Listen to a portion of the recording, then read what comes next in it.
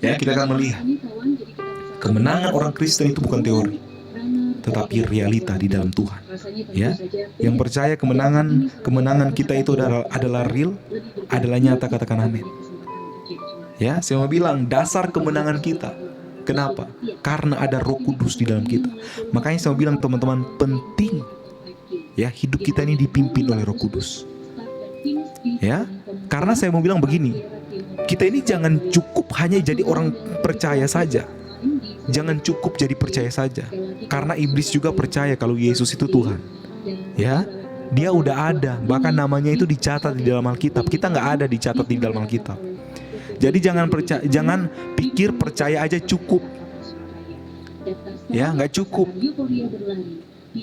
Kita harus dipenuhi oleh kuasa Roh Kudus. Ya, firman Tuhan katakan orang yang dipenuhi oleh kuasa Roh Kudus, orang yang dipenuhi oleh kuasa Roh Kudus, saudara, yang dipenuhi oleh Roh Kudus, buahnya apa? Dia akan berbahasa roh. Iya kan? Dia akan menerima kuasa. Iya kan? Ya, berbahasa lidah, glossolali bahasanya. Dan bukan hanya sampai dipenuhkan, tetapi orang yang dipenuhkan itu dia dipimpin oleh Roh Kudus. Makanya saya bilang dasar kemenangan kita karena ada Roh Kudus di dalam kita. Ya, yang dulunya mungkin kita suka berkata-kata kasar, berkata-kata kotor, kita mulai lepaskan itu.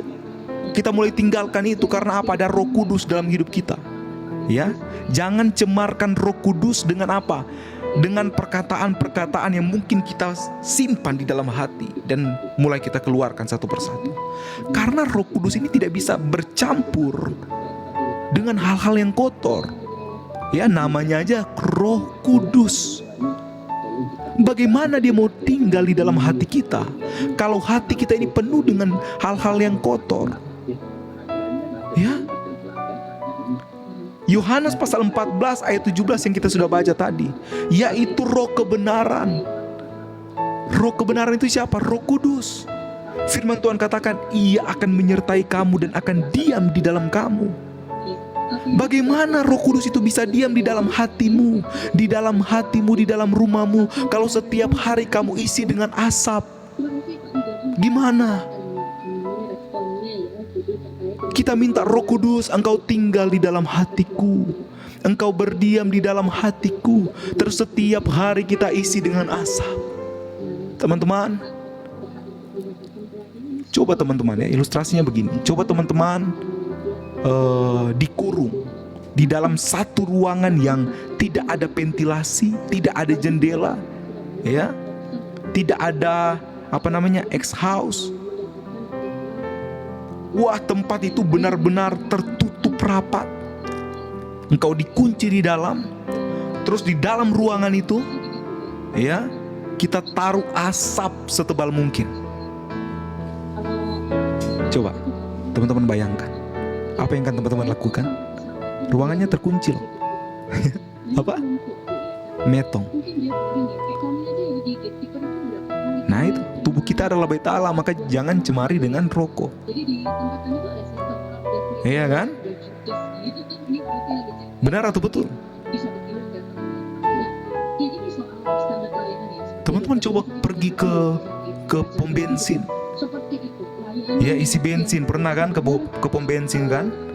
Banyak tulisan kan, sampai ditulis gede-gede di dinding kan, apa? Ditulis apa? Di pom bensin, ada yang pernah ke pom bensin?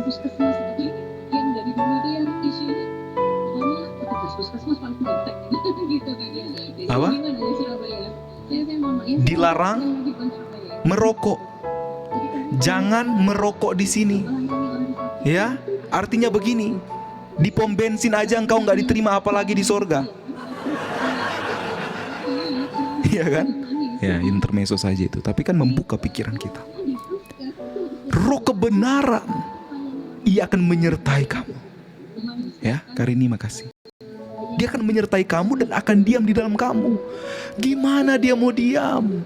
Setiap hari kamu isi dengan minuman-minuman yang keras. Gimana dia mau diam?